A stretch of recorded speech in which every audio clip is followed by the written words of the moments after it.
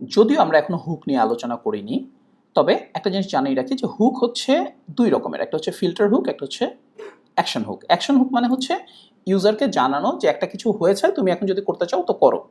আর filter hook হচ্ছে যে একটা কিছু হচ্ছে, এই যে দেখো এগুলো নিয়ে আমি কাজ করি, তুমি যদি চেঞ্জ করতে চাও তাহলে চেঞ্জ করো, চেঞ্জ করে আমাকে দাও, আমি সেটা নিয়ে কাজ করি।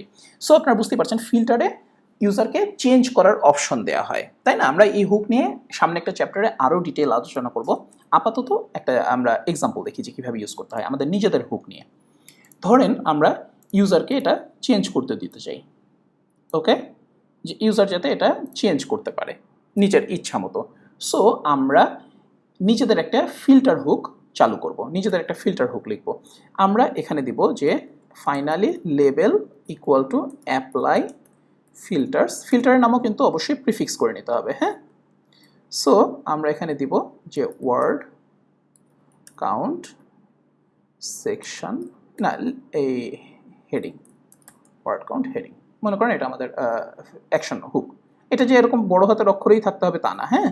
আমরা এখানে ইচ্ছে করলে এরকম ছোট হাতের অক্ষরও রাখতে পারি, ওয়ার্ড কাউন্ট হেডিং।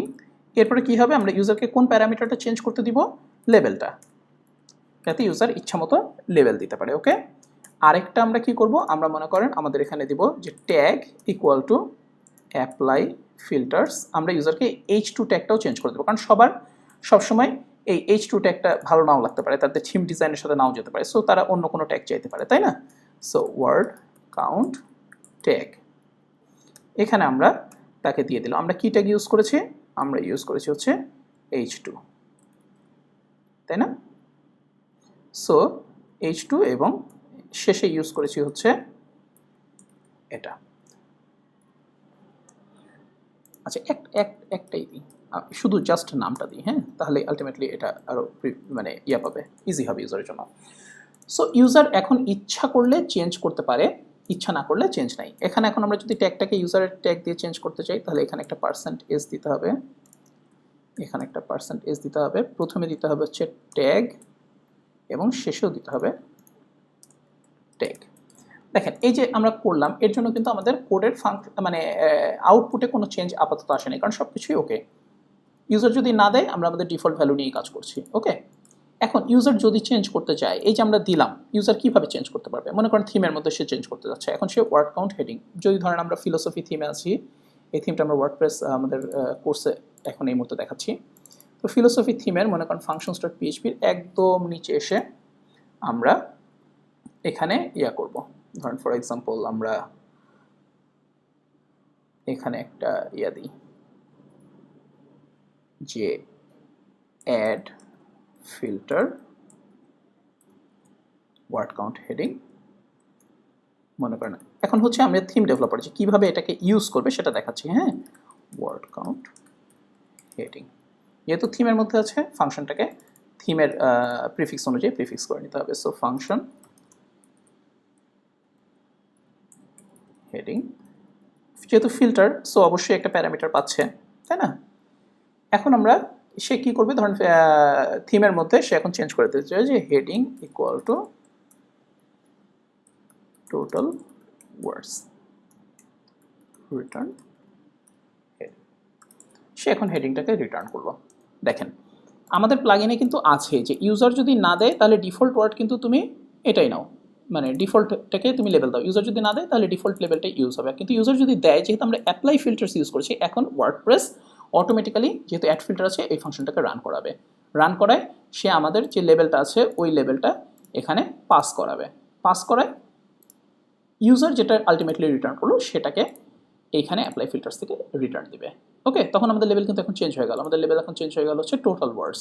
দেখি আমরা এখন রান করে আমাদের কাজ করে কিনা, দেখেন টোটাল ওয়ার্ডস দেখাচ্ছেন কাজ করেছে। ইউজার কিন্তু সরাসরি চেঞ্জ না করে ইচ্ছা করলে মনে করেন সে বড় হাতের অক্ষর চায়, হ্যাঁ, সে কিন্তু এরকমও করে দিতে পারে যে heading equal to str to upper heading, এইভাবে দিয়ে যদি সে রিটার্ন দিত তাহলে কি হতো, আমাদের ওয়ার্ডটাই থাকতো জাস্ট এই যে বড় হাতের অক্ষর হয়ে গেল, ওকে।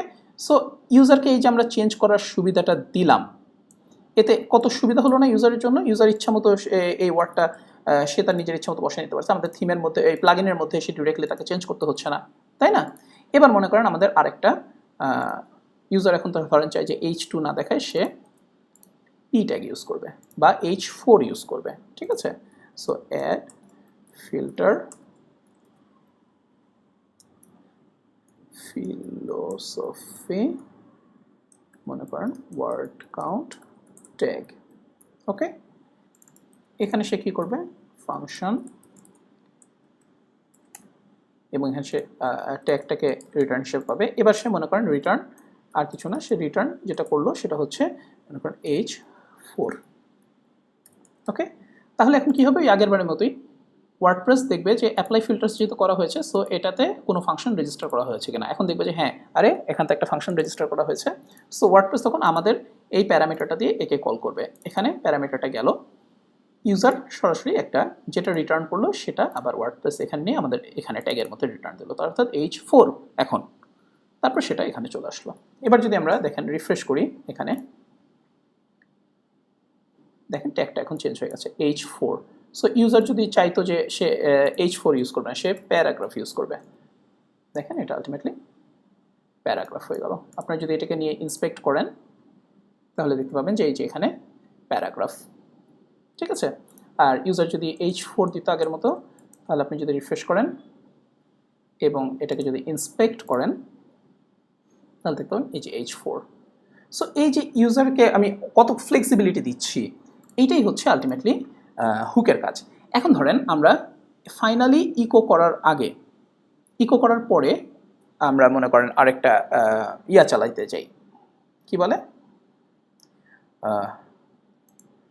আচ্ছা না ওটা দরকার নেই, ওটা আমরা পরে দেখব।